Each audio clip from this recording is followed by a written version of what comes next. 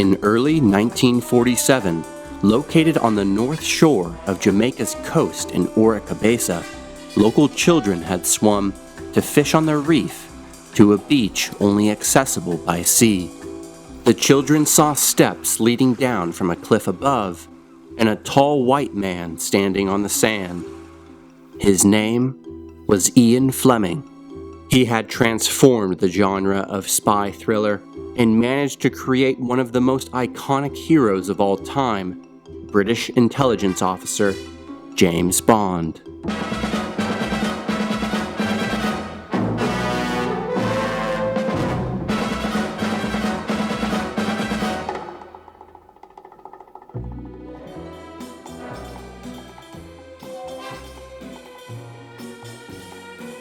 What are you doing here?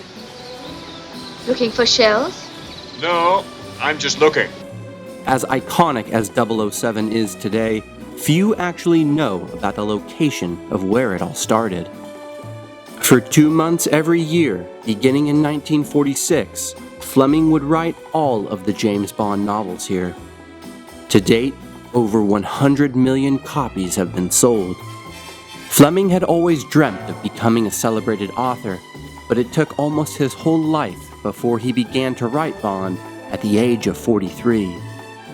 I wanted a really flat, quiet name. And one of my Bibles out here is James Bond's Birds of the West Indies. And I thought, well, now James Bond, now that's a pretty quiet name. And so I simply stole it and used it. It required Fleming to experience a life full of adventure before the espionage world of Bond could emerge.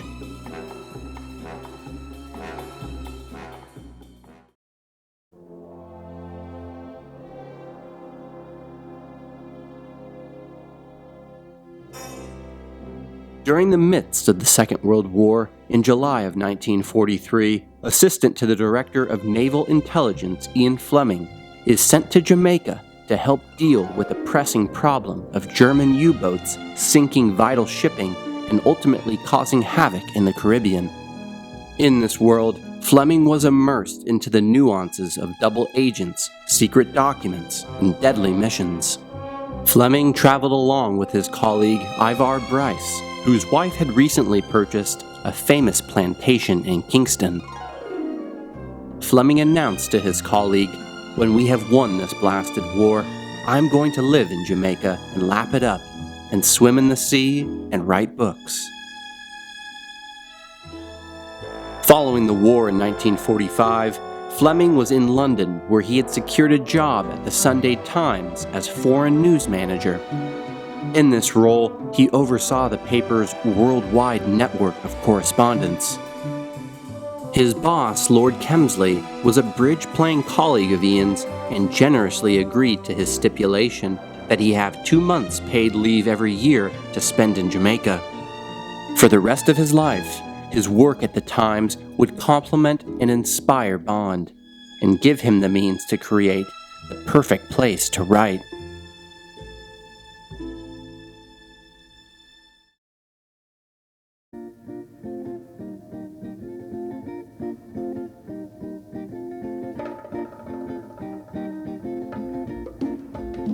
Fleming purchased 15 acres of land, which was the site of a former donkey racetrack located on the edge of a cliff overlooking a private beach.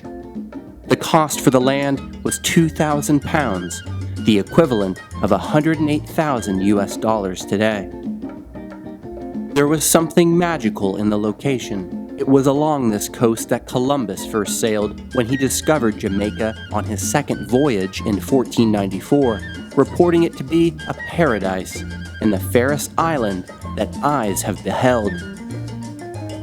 For Fleming, it was essential that the building should be simple and that there should be no glass in the windows. He later wrote that he wanted it so that the birds could fly through, and allowing him to live as much inside as out. In his new ambiance, Fleming integrated writing into his daily routine, which he followed without exception. At sunrise, he began his day with a morning swim in the Caribbean Sea, followed by breakfast in the garden. At 9 a.m., he would leave the breakfast table and go inside into the main study in Goldeneye. He would close the blinds to create a cool and shady room with a hint of a tropical breeze. Then he would take out his 20-year-old Imperial portable typewriter and begin typing for the next 3 hours. He would write non-stop, never reading back, and wouldn't worry about what he would put in, as he could always edit it later. Fleming once said, "Would these books have been born if I hadn't been living in the gorgeous vacuum of a Jamaican holiday?" I doubt it.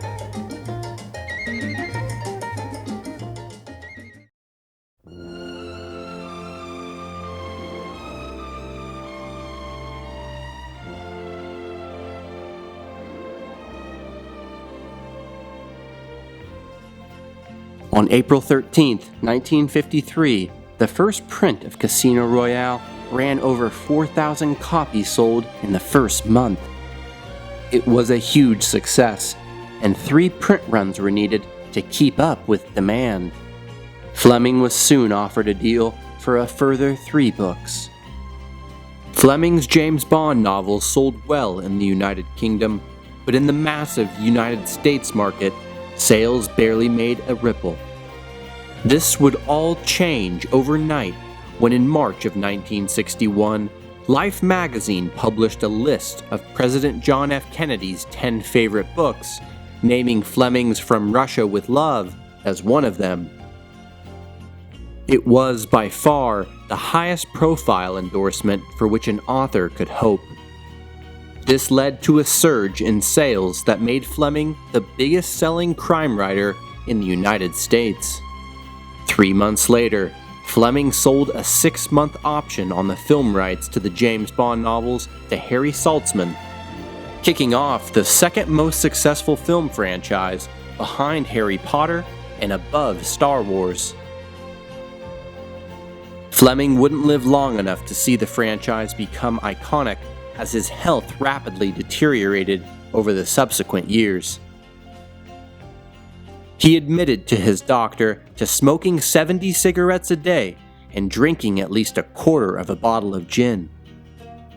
On August 11, 1964, Ian Fleming collapsed.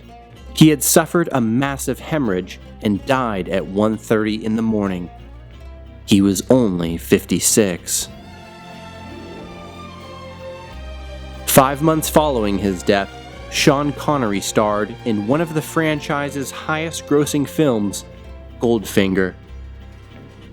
Throughout his time writing at Goldeneye, Fleming urged visitors to embrace all aspects of Jamaica. The Jamaica Gleaner, a local newspaper, stated, "Wherever he went, he sang the praises of Jamaica, and through his books, films, and articles, he did more perhaps than any other person to give our country extensive and favorable publicity abroad."